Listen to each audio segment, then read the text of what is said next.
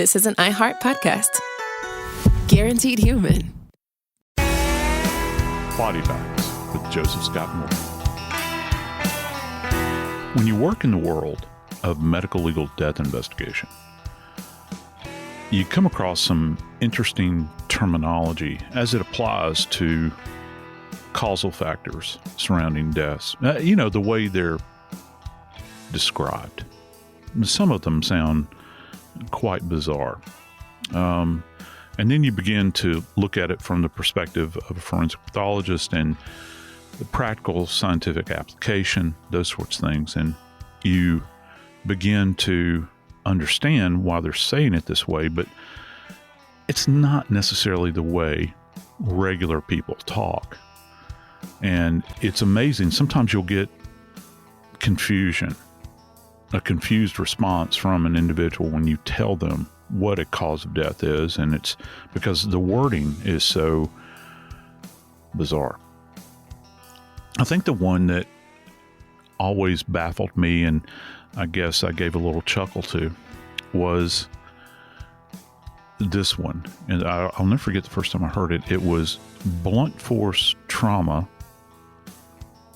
secondary to rapid deceleration injuries. Most of the time that applies to a vehicle, a motor vehicle accident. But, as we've talked before on Body Bags about certain types of injuries, we know that blunt force trauma is the leading cause of death when it comes to motor vehicle accidents. But there's another category, falls.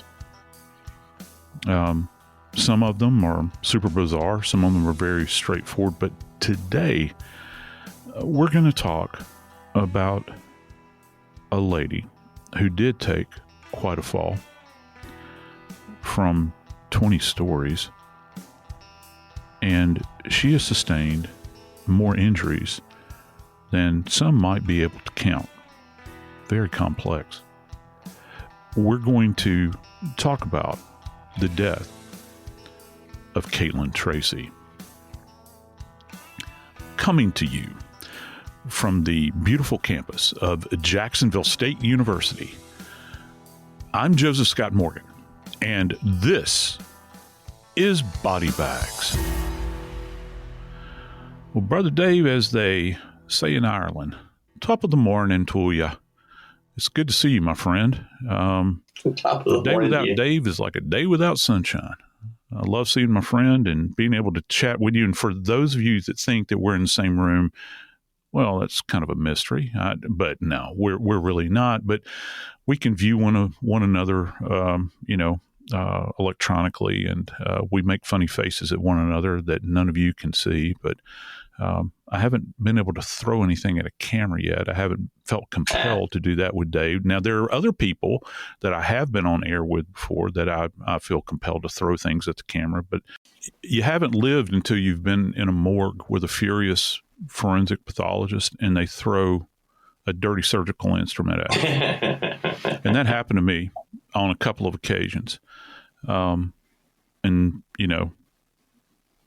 Only a couple occasions, because the second occasion after it occurred, I threatened to beat them to a bloody pulp. There you go. Caitlin Tracey is the victim, and she is secretly married to Adam Beckerink. Their 2-year relationship was fraught with violence, Joe. It is, I hate to say, a typical domestic violence relationship, but it is very common.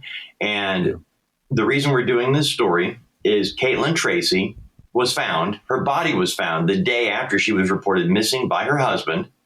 And she was found in parts, okay? The way her body was described, she was pulverized. Her torso was found on the 5th floor. Her severed foot found on the 2nd floor. The assumption from the very beginning is that she fell 20 floors. And in this condo in South Side of Chicago. Now, many people would say, okay, if somebody were to fall in a stairwell in a building that's occupied by hundreds of people, why did it take 2 days? Why was she missing for any length of time inside the building? And the reason is real simple, Joe. people use elevators. People don't use the stairs. And once you get above, now I'm a stair guy, or I used to be, and I would not wait on an elevator. 3 or 4 floors, I'm good. But once you get over the 5th floor, I'm not going. I'm catching the elevator, and that's why her body wasn't discovered. So remember now, we are talking about October of 2024.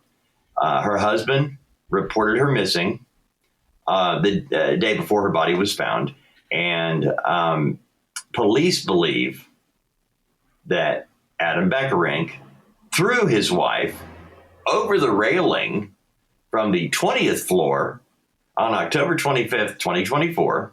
He reported her missing the next day, the 26th, and her body was found on the 27th. Now, when he reported her missing, Joe, he said he hadn't seen her in a month. Right. But just to give you a heads up, he was lying.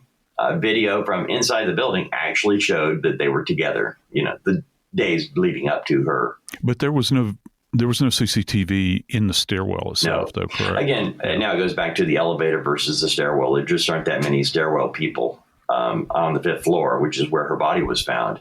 I got to tell you something right here.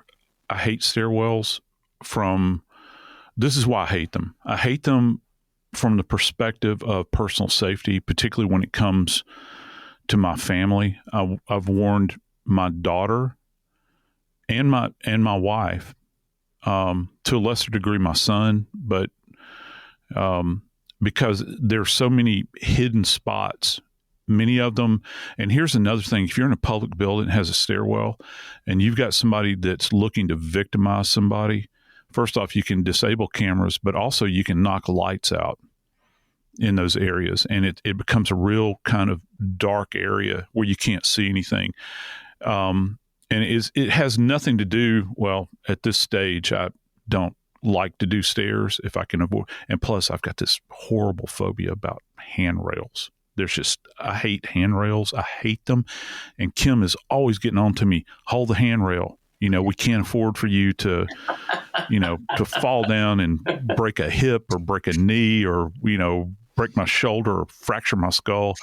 And a matter of fact, she really goes over the top. She says, you realize you don't hold on that handrail, you're going to die. And it's like, wow. Yeah, if I hold on to it, I'm going to catch something. And I'm not really a germaphobe, but it's just, I've been in men's bathrooms so many times where I watch people walk by sinks. and people are holding these sinks and just dragging their hands down it. And I'm thinking, oh my gosh. But I got to tell you something real quick about observable bodies. And I know that you're going to remember this. Do you remember the Omni in Atlanta? Yes. Do you remember the Omni? I do. One of for people that don't know what I'm talking about, Omni was where the Atlanta Hawks used to play. I think they built it originally in the 70s. It is where North Carolina State won the ACC championship in 1983. You're absolutely right. That pushed them into the NCAA tournament where they won March Madness and became national champions. It started at the Omni in Atlanta with the ACC basketball tournament. Go Wolfpack, man. Yeah. Yeah, I hear you, baby. And I got to tell you, great concert venue. And it was a great concert venue because you didn't feel like you were so pushed back, like they try to jam a lot of people in these. There was something intimate about it. I saw multiple concerts there, and out of everywhere I've ever seen a concert in a Coliseum, it was one of the better places. But talk about observable spaces with dead bodies. Dave, I actually had a case in the Omni, and this is not too long after I had arrived in Atlanta, and was one of the more bizarre cases I had worked. It had occurred, basketball season for the NBA typically ended, I think, in May, kind of May area. Now they try to extend these things so long, it's like year-round ball. I got called to the Omni in late July, and this was not in a stairwell. This was on one of the concourses adjacent to an exit. And Dave, there was a full-grown man that was laying outside of a door, fully clothed, face down in a prone position. He was in an advanced state of decomposition. As a matter of fact, this was one of those cases involving insect activity where when you walked, I've had a couple of these, where you walk up to the body and it looks like the body's moving because of the maggot infestation. And he was covered from head to toe. And Dave, no one spotted him in the building. No one did. And this was out, the Omni used to have this funky looking carpet, it's right, like real brash and, just horrible looking. It had, the colors of the Hawks in it. And I think that sort of thing. And at that point in time, they were not doing concerts in there, which was kind of odd because, you've got to feed the beast, man, right. And so the guy was there long enough to get decomposed and nobody saw him. He was. Yeah. And no one, and it certainly gives you and going back to that, talking about kind of security and that sort of thing, it gives you an idea on a concourse in a major venue like that, you would think that you would have patrols that were going around regularly. So for people that think that it's odd that this poor woman was not discovered until a couple of days later, this is not something that has never happened before. It does in fact happen. And I became reflective of that, and that case, kind of popped to mind, for me when I heard about this, because she's on a stairwell.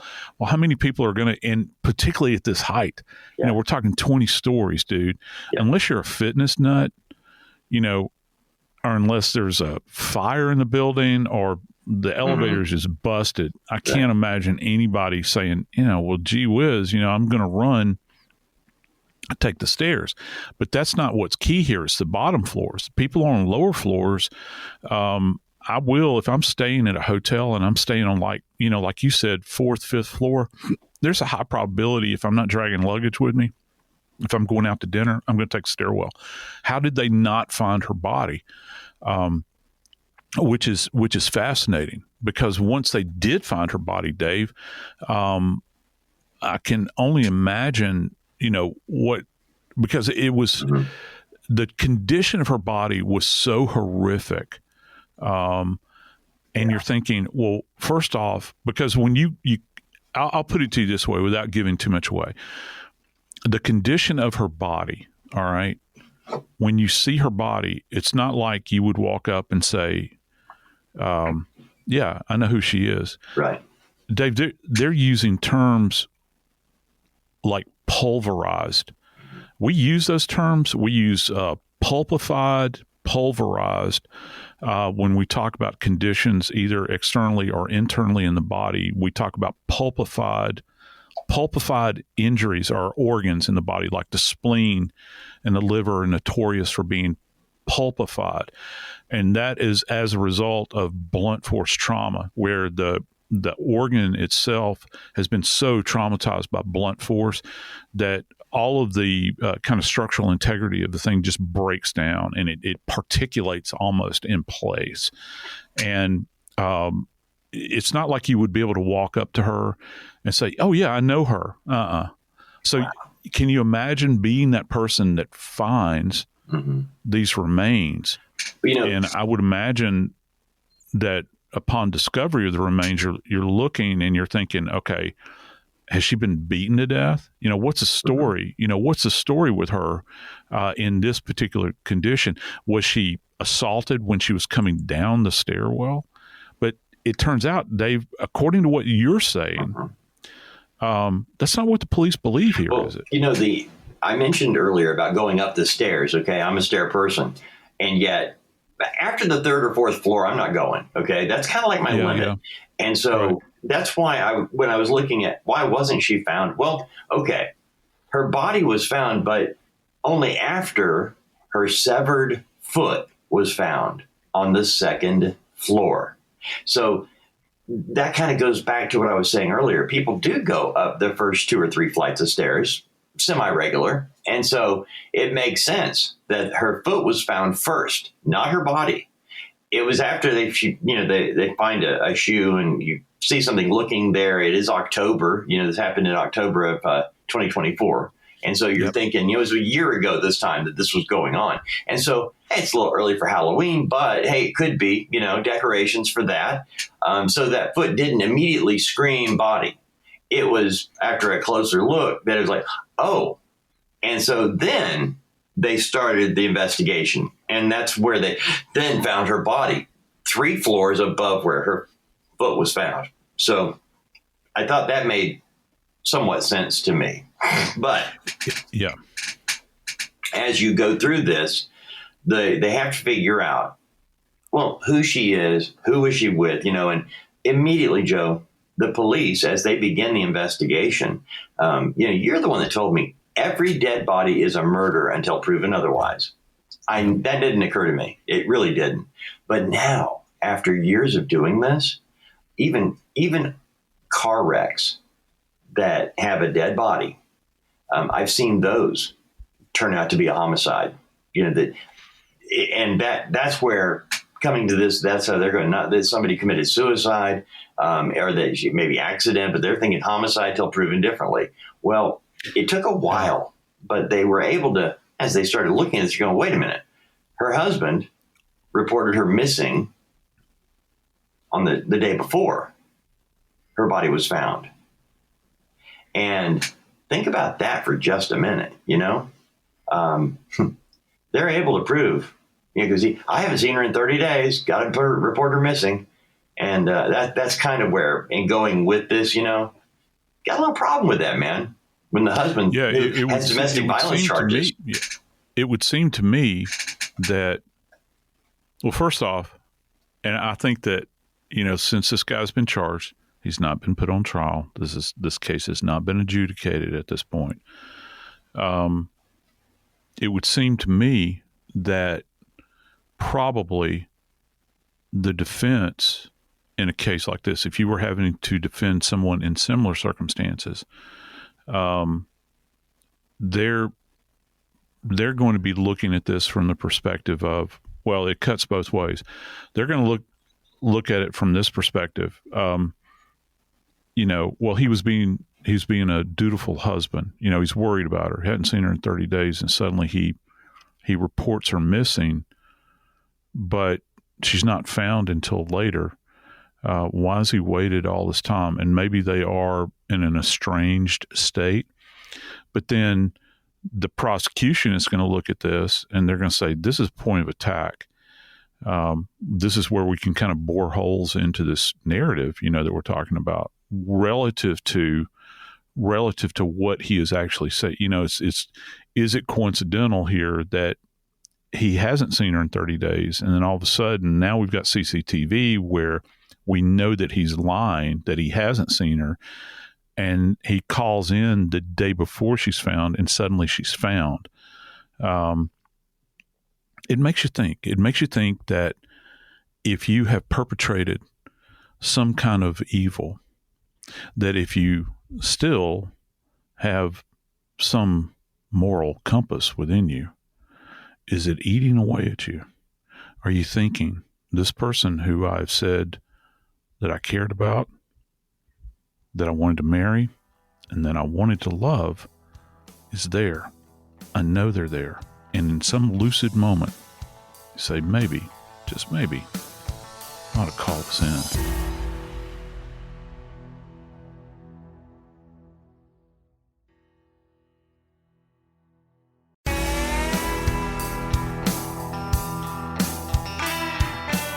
Small private ceremony where people are not aware that you're married.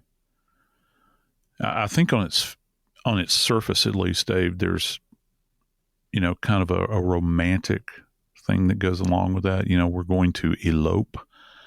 I know that dads all over the country are hoping for elopements when it comes to paying for weddings. But in all seriousness, she's, in her 30s, he's in his 40s, and it kind of sounds like they're secretly wed. Why would you not want this to be a celebration? You know what I'm saying? Weddings, to me, I always think about, I go back to, the story in the New Testament, the first miracle with Christ, where it's a wedding celebration. Mary's asking for wine because they've run out of wine, right? It's a celebration, man. And I always think about that, when I hear about people that don't have an opportunity to literally celebrate their nuptials, if you will. And there's a variety of reasons why people don't, but I wonder this is a good one. Yeah. This is a I'm basic wondering if one. there's more. Yeah. They knew each other for 2 years, Joe. Okay. Which, by the way, I am not one of these people who thinks that you need to be with somebody for a long time before you may get married and all that. I'm not that, because I've seen people who dated for 7 years, got married, and it all fell apart in the first 6 months. I'm not that guy. I honestly will tell you, I met LaDonna the week of Thanksgiving. I proposed to her the week of Christmas, and we got married in the following March. Wow. And we were married nearly 28 years until she passed away. So Bless you, brother. yeah, it's one of those things. When I saw this, I look at it because I wonder, relationship wise, and having been a pastor and counseled couples, I've seen this. Here's what we have is they met in October of 2022 and both successful, okay, business-wise, in their personal lives or private lives or public lives, rather. Their business life, both successful. Now, they meet in October 2022. They begin dating. The first year, we don't hear a whole lot in terms of the law, okay? We don't have police reports the first year, 2022. But I want you to speed dial with me to 11 months after they begin dating. We're at September 20th of 2023, and they have an official breakup. Caitlin Tracey breaks up with Adam Beckerink, and immediately he goes haywire, and she ends up having to file for a protection order in November. Remember, he is a tax lawyer, and when she files for that protection order, she lists a number of issues: violence, emotional, psychological, verbal abuse. I mean, there is abuse on every level that she puts into this protection order, because between the time she broke up with him in September and the time she files for the protection order, she says, he's calling me 20 times a day. He won't leave me alone. And in that, she listed a number of issues that had happened, physically violent between them. He threatens in November of 2023 to sue her if she doesn't pull this back. Threatening a lawsuit because you're damaging my career, my credibility, my character. And so I want to be very clear here. Caitlin Tracey is not a woman who lacks money.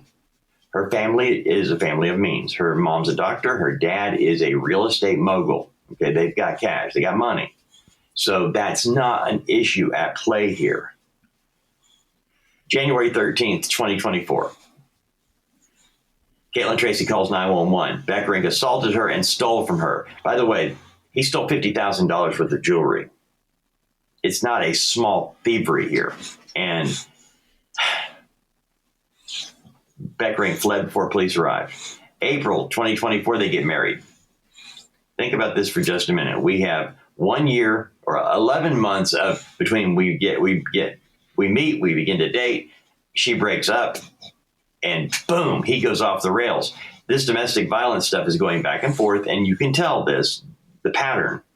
I'm so sorry, baby. It'll never happen again. I just get so emotional because I'm so in love with you. It's just, you're my everything. And the thought of you not being with me just sends me, I'm so sorry. I will make good on that. That's what happens in domestic violence relationships, why women don't leave.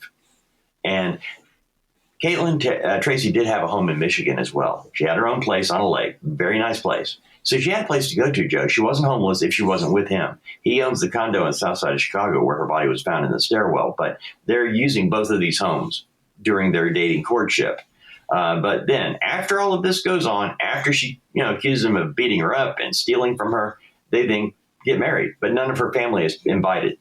Now that tells you everything you need to know about how controlling this man is, allegedly. Adam Beckerink was able to control. Either that or she was embarrassed, after everything she's told her family about what's going on in the relationship, and doesn't want, she married him. She thought she was in love with him. You see this many times repeated, these cases that I've worked over the years involving domestic violence. And, I think that many people might give pause and say, well, Morgan, what do you know about domestic violence? Well, I can tell you what I know about domestic violence. I know it from the perspective of a death investigator. And when we go back and we work these cases, you will see, as you have well stated, Dave, that there is you can actually plot a pattern along with this, where it kind of rises and falls.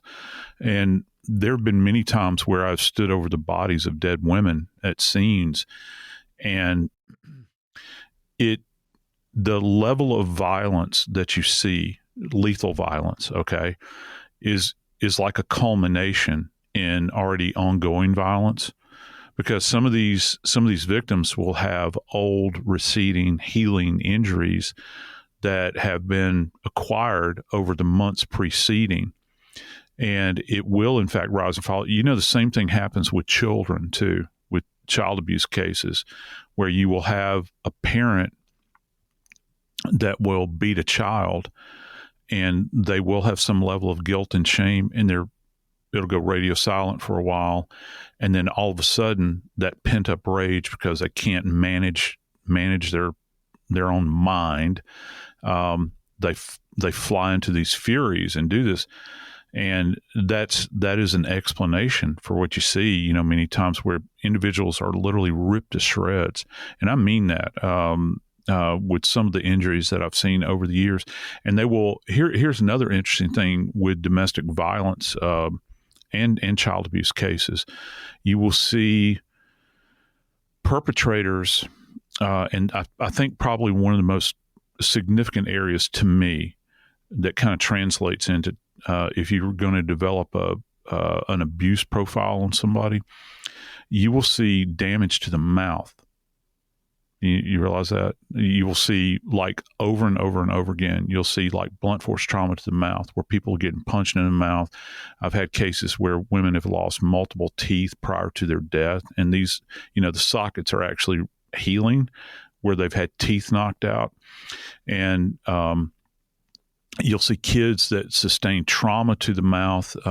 You'll have events where caustic agents will actually be poured into the mouth of children in order to shut them up. And it's almost like if an individual is not responding in the correct manner to which the abuser wants them to respond, they literally go after the mouth. Isn't that fascinating? And so you'll see all these kinds of injuries that interpretively you can go back and you kind of see this line that runs through it all. And then when it comes to that last fatal moment, it reminds me of a case that I worked many years ago. And I used this case actually in teaching here at JSU, and it's a sharp force injury case. And I had a lady that had been beaten by her husband almost every single day. And he was just this vicious alcoholic. And he worked on construction sites. And he had a habit of coming home, getting drunk, and taking off his belt and chasing her all over the house. And this one final night, he did this to her. I'll never forget, it was up in Northeast Atlanta. And he made the mistake that night of taking the belt and hitting her with the buckle, and struck her in the neck with it and slapped her in the face, which he had, according to her, had never done. He would just whip her with a belt. And he was, again, raging drunk. He passes out on the sofa. So it's in that moment that she decides she's had enough. She goes into the kitchen. She takes a really cheap, serrated steak knife. He's passed out on the sofa, face down. And she drove that knife into his back over and over and over again, to when I got out to the scene to examine his body, she had snapped the blade off in his back. The handle was laying over to the side and the rest of the blade was hanging out. I don't know if people really realize the level of anger and violence that you see in domestic violence. Now, that case ended that I'm just mentioning, where the DA, to their credit, did not charge this woman. They did not charge it. The grand jury wouldn't bite on it because of everything she had been through. But in the case of Caitlin Tracey, wait a minute, it was the belt buckle. It was the belt buckle on the neck that actually was. Yeah, it was the belt buckle that it had struck her on the face and on the neck. And this was evidenced in this particular case. I don't know, because of what we're going to talk about with Caitlin Tracey and the trauma that she sustained. I don't know how easy this is going to be to interpret, to be able to scientifically separate any kind of pre-existing abuse injuries she may have had prior to a fall. But I know this. I do know that therein is going to rest a narrative, and you're not going to believe the trauma that she sustained.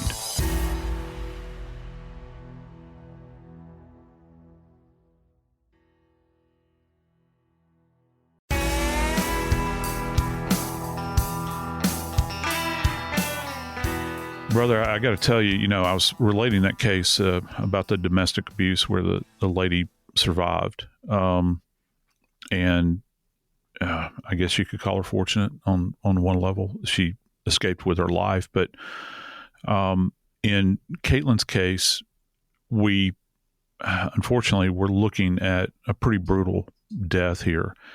Now, it's my understanding that just over the past week, and one of the reasons you have suggested we do this case, and I'm thankful that you made me aware of it. This person has made some court appearances this past week, and that's why it's on our radar right now. Well, Adam Beckerink, I mentioned the fighting before and the charges and the 911 call and the filing for a protection order. Well, after they got married secretly, keeping her family away in April of 2024, go fast forward to August of 2024. They're in Michigan at her house there, and she ends up having to call the police, and he is arrested for domestic violence. If you watch this video of him being arrested, it's like he is constantly going back and forth, Joe, between trying to convince the police, hey, just stop. Let's talk. Come on. Let's just talk, guys. Don't take me away. He loses it. They've got him in cuffs. They're taking him to the car. And as they're getting ready to put him in the car, he starts screaming. You see him turn from, come on, guys, let's just talk, to you see the other side of him. And it's violent and vicious. And that's why he was in court. See, over the course of the last year, her death in October of 2024 has been investigated, but they haven't had an arrest. And so from the time of her death until now, he, Adam Beckerink, has had to deal with the domestic violence charge from August of 2024, 2 months before she died. And that's what he was in court for this week, because he skipped out on going to court. They actually got him on that in Chicago and took him back to Michigan. He showed up one time in court drunk. That was a contempt of court charge that landed him some extra days. So he was sentenced to 94 days in jail on the domestic violence charge from August of 2024. That's why he was in court this week. And by the way, during his appearance in court this week on the domestic violence charge, a year after her death, her mother gave a victim impact statement. And it was powerful, Joe, just very, very powerful. And so as we address the issue today, remember, we've got domestic violence documented in this relationship. We have a beautiful young woman who is now dead, and police are trying to figure out what happened. Now, I'm hoping that you can make some sense out of the injuries. I read the report from, the medical examiner. Hearing or reading pulverized, her body was pulverized, tells me there was more to it than just a fall. But based on the injuries, Joseph Scott Morgan, are they going to be able to determine what happened really? Yeah, I'm glad you asked that. We were talking off air about this, and I don't think we've covered them specifically on our program, but I know that you have, and I have separate from you, been on cases that we've covered on air involving individuals that have fallen from height. And there's always these questions, some of the things that come to mind. There's been a couple of cases where people have gone over the side of cruise ships. We've had cases where people have fallen off of trails, like in, some grand height. Not too many, interestingly enough, there, at least for me, I'm not talking about for everybody else, but just for me, I don't recall a case where we've had somebody in an internal stairwell, where this has occurred. What this is going to come down to, I think, is trying to interpret those injuries. And granted, I have to go back to this term because I'm fascinated that this has been released to the public in using this terminology where they're using the term pulverized. Pulverized is at its base element, it's associated with blunt force trauma. It doesn't take somebody with a graduate degree in forensic science to figure that out. All right. Okay. But when you hear that, when somebody is pulverized, you're talking about multiple strike points, on a body where, this trauma has been inflicted upon them. I'm fascinated by this because these injuries that she has, Dave, are on multiple planes of the body, multiple anatomical locations. Dave, she's got, just so folks understand, she's got multiple skull fractures, okay? Multiple skull fractures. As a matter of fact, they make it sound as though that she's got what we refer to as brain extrusion, which means that one of these skull fractures is so bad, maybe a couple of them, where you have both gray and white matter that are extruding from these massive, it's going to be lacerated and underlying skull fractures where you can go to the scene and visibly see the brain, okay, presenting right there. They make note of a particular pretty nasty laceration that's on the back of her head. And just so we know, lacerations, God bless my friends in the medical field, but when they use the term laceration, it doesn't mean the same as it does when we're talking about, lacerations in death investigation. Laceration for us, because they'll use the term laceration when actually it's a sharp force injury, but they'll just, and they'll refer to them as lacs, L-A-C. I was just talking about this in class, as a matter of fact. They'll say lac, and lacs are not always blunt force trauma. But in our vernacular in the medical legal world, anytime you have a laceration, that's related to the energy of striking the skin and the skin literally tearing. And there's certain things that we look for, and just kind of a little primer again for folks that haven't heard this before. But with sharp force injuries, the margins or the edges of wounds will be very neat and clean, because you're talking about an instrument, that's drug over an area or sliced, okay?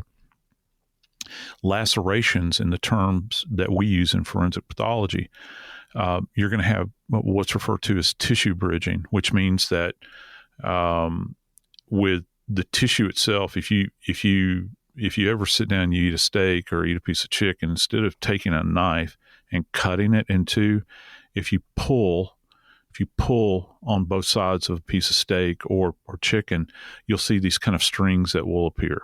Okay. And that's the fibrous tissue of that meat that is being pulled apart, and that's called tissue bridging. You don't get that with sharp force injuries. You get that with blunt force trauma. And the injuries will be generally very, very jagged. Okay. They'll be gaping, irregular in appearance. You'll have the tissue bridging that'll come about. So they've identified this. And there's also other insults that she has. And look, dude, we haven't even talked about the severed foot, which is a manifestation in and of itself that's super bizarre. You do see it. It's a traumatic, in my opinion, it would be what we refer to as a traumatic amputation, but it requires so much force in order to facilitate that. All right, Joe, there's a comment that was made and in the medical examiner's report that says, beyond multiple skull fractures, there is a deep, gaping laceration on the back of her head exposing cranial content. Yeah. Cuts and bruises to her face and neck, and a badly broken nose. These are things one would expect, on a big fall. Now, yes. Are they going to? This seems stupid. They're going to go up to the floor they believe she was thrown over the side, and they're going to examine all the way down those stairs, every foot, to see where, because her head, to have these injuries. Mm-hmm. It seems like it would have had to hit other things too on the way down. Yep. Yeah, you can consider, and this is I'm so glad you brought this up. This is fascinating. From a scene processing perspective, this entire, if you think of a stairwell as like I don't know, I don't want to use the term cylinder, but that's the best way I can kind of describe it. A kind of a contained cylinder, and it's got these, you imagine the stair rails rather, that are, moving about. You've got these metal objects, metal surfaces. This scene is so complex, Dave, that we're talking, let me get this straight. We're talking 24 stories, right? Okay. He was on his condo was on the 24th floor, but her body was found on the 5th floor. On the 5th floor. Yeah. And the foot was found on the 2nd floor. So we're talking, so let's just think about it this way. If he's domiciled on the 24th floor, and it's generally more than this, but just for rough figures here. Okay. Yeah. From the top, if we say that each floor, just for round figures here, we'll say each floor is 10 feet in height. We're talking 240 feet. Yep. That's a long way, man. That's a long, long way. You begin thinking about terms. If I've got any friends out there in our audience that think about the physics and thinking about free falling, thinking about terminal velocity and all those sorts of things, can you hit terminal velocity? But I don't think that she could have. And this is why, because I think she's pinballing off of these. And that's why, like, when you work, if you think her point of origin and you don't know this, again, falls are really hard to interpret. If he's domiciled up there and that's your starting point, now you'd have to go superior. If it goes up any higher, you still have to go and account for that. Because remember, in forensics, as we've stated before, you and I both, Dave, and I think you're in agreement with me, negative findings are just as important as positive findings. Yep. So we have to do things like rule things out, rule things in. And you hear that a lot. That's part of our vernacular. So we would have to go, if there are floors superior to this area, you'd have to start up there. You can't just say, well, yeah, she had, her husband was domiciled on this floor. We're going to start here and go down. You got to go to the top. And again, wherever the terminus is up top, you have to go up there and inspect every inch along the way. And the slightest little droplet of blood deposition as she's falling through the space is going to be significant. And because her head is so involved, Dave, and this is very horrific. Okay. With every strike, if she were to strike a handrail, you can actually find bits of hair that will be almost tacked in place by perhaps blood deposition, or if a scalp has been torn, I've seen this happen, if the scalp is torn away, you can actually see skin that is deposited on these strike points on these surfaces as she's free falling. Okay. So you have to inspect every one of those, because each one of those where there is biological deposition has evidentiary value. And it makes, if you're going to try to describe this in court, all right, which they will, it would not surprise me, and this might be more of a defense thing, it would not surprise me if they were to get maybe a forensic engineer to come in and talk about this dynamic. I don't know if that'll happen, but there's going to be higher level math involved in this.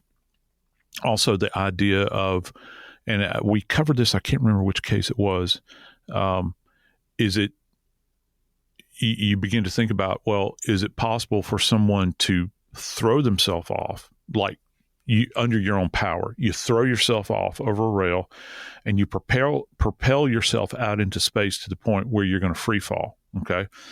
As opposed to being kind of pushed over the side where you're kind of banging all the way down. That's going to be very interesting to examine just evidentiary placement, deposition, all the way down until you come to rest. And we have to understand the body is separate from this traumatic amputation or the amputated foot. There has to be a contact point, Dave. Here's something interesting. A contact point where that foot was ripped away. And there will be deposition there, I can almost promise you, because she would have had to have attained or obtained, I can't remember, enough velocity for that ripping event to occur. Did her foot get caught in like between two rails, for instance, and she has so much speed, so much velocity, that it could literally be ripped away, and that's traumatic amputation. You see traumatic amputations, you see them a lot in plane crashes. Do you know that every plane crash I've ever worked, this is a real aside, forgive me, I'm chasing rabbits. Every plane crash I've ever worked, I've had bilateral broken ankles on every one of the victims. It's that transfer of the energy, that's occurring, and you will have, this kind of violence that's going on.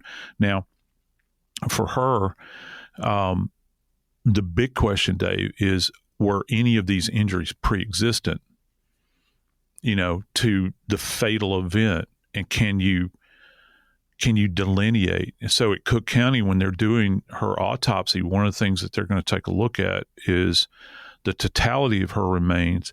If the injuries, I think that, remind me, Dave, what was it? There's something significant on her back, isn't there? That you had made note of?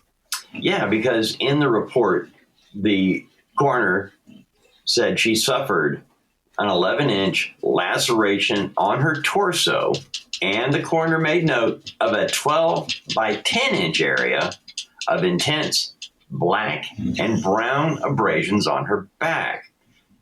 Again, pointing out these two separate things, an 11-inch laceration on her torso and a 12 by 10-inch area of intense black and brown abrasions.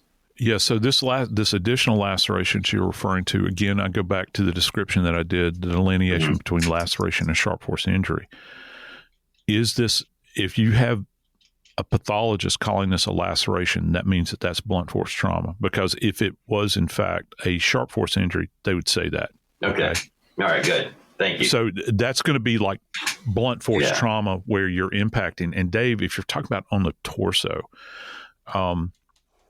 that's a tremendous amount of energy transfer that has to rip the skin, particularly on the chest or the back. I'd say more so probably if it was on chest and abdomen, but certainly on the back to a certain extent, where the skin is there's so much friction that's involved in this, skin rips. Now, this abraded area, they're saying black, they're saying blue and brown, right? Black and brown. Black and brown. Well, brown implies to me that this is an abrasion. Okay, because we get these brown areas many times where the skin is literally, I hate to use the term peeled, but it's more like scraped along the way, where you're going down into the dermis, below the epidermis, into the dermis, and you're kind of peeling away. And also, one more thing: if a body is placed into a cooler overnight, that brown area may have actually appeared differently at the scene, because one of the things that happens, folks don't realize this about the morgue, one of the things that happens many times is if a body is refrigerated, that environment tends to be very dry many times, and it will dry out these kind of damp areas like that, and you'll begin to see a drying of these abraded areas. It'll be very pronounced. Were there any other bruising or contusions on the body that don't match up with the immediate bruising that you have in the perimortem state? I think, one of the big questions that people ask with falls many times is that considering the level of trauma, was the death instantaneous? Hard question to answer. I think for their own peace of mind, they would like to think that no one feels pain and that the death was instantaneous. I don't think you can prove that in every single case over and over. And again, this goes back to kind of at a cellular level where you've got these changes that occur that are trauma responses in cells. Trying to see, if there's any evidence here that this was survivable. I'm thinking no, because of the extrusion of brain. They're saying that they see brain, and in addition to that, you have to either rule in or rule out, how did she get separated from her foot? If you're an investigator worth your salt, you're not going to assume anything in this case. You want to know if this was a how can I say this, that something else was not going on here, where an instrument was applied to that ankle, the foot. You have to either rule that in or rule it out. So in the autopsy report, they're going to make note of that as well. My suspicion is that this is going to be a traumatic amputation that results because she's clipped something. She's bumped into something at a real high rate of speed, and it tore this away.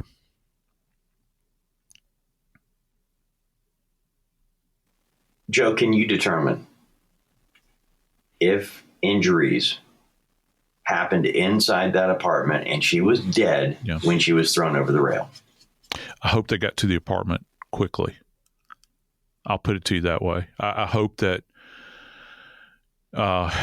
when they facilitated all of this, now remember, here's what you're dealing with, at least superficially. We know that there was a delay. She was not found for, I don't know, what was it, 48 hours? 2 days. Yeah, days. The 25th. The police believe she was dead on the 25th in the stairwell. She was reported missing the next day and found on the 27th. So, we know, we have an absolute marker in time where we know verifiably she was alive. Okay. So from that moment in time until the moment she was dead, you have to ask yourself as an investigator, what areas of the building does she frequent? Looking for patterns here, right? So obviously you're going to land on where her husband is domiciled. How quickly did the police get out there with a warrant after they cleared him out of that space? Is there any evidence, any blood evidence in there? Is there any evidence that there was a fracas in there where items were broken or dislodged? Anything whatsoever, because they're going to have to go over this thing with a fine-tooth comb and kind of inspect it very, very carefully. And if there is blood in that apartment, because blood is primarily what you're going to be looking for, I think. Whose blood is it? And is it human blood? Was there a pet? They had domestic violence in their relationship. So let's just say, for the sake of argument, it says, yes, that's her blood. We did have a fight, but you know what? I didn't kill her. That's not from that day. Can they tell? Was this from the 25th? Or did she just get upset and jump to her death and commit suicide by jumping over the railing? I mean, if there's blood in his apartment, in his condo, it can be explained based on 2 years of domestic abuse. Yeah, it certainly could. And DV there's a gulf of distance between DV and homicide. Okay, your default position, you want it to be DV related as opposed to homicide. Homicide is a completely different kettle of fish here. And when you look at that, if there is blood deposition in there and it is old blood, there are certain tests that we can do with what we suspect are older blood stains, because that becomes very fragile. Anybody that's ever seen, like if you've ever cut yourself and you missed a blood droplet, you'll notice that that blood stain that's left behind becomes very fragile. Sometimes it'll even look like rust. The blood will be flaking. Okay. And so there's certain ways that we collect that, but it's really hard to age. Very, very difficult to age blood. Essentially, you can say that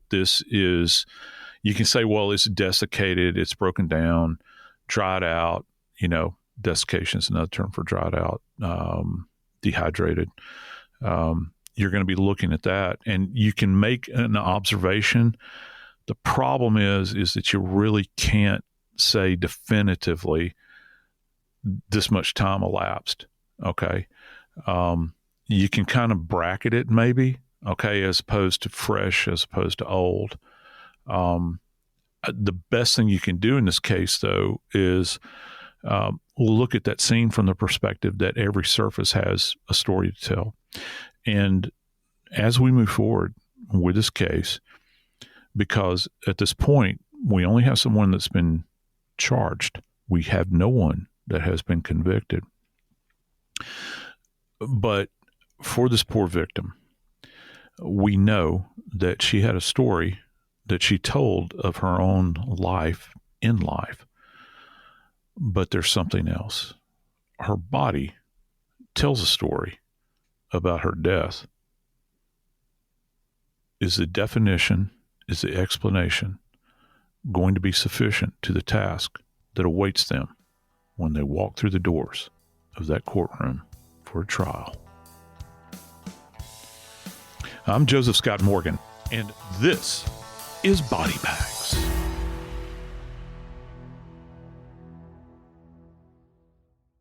This is an iHeart podcast.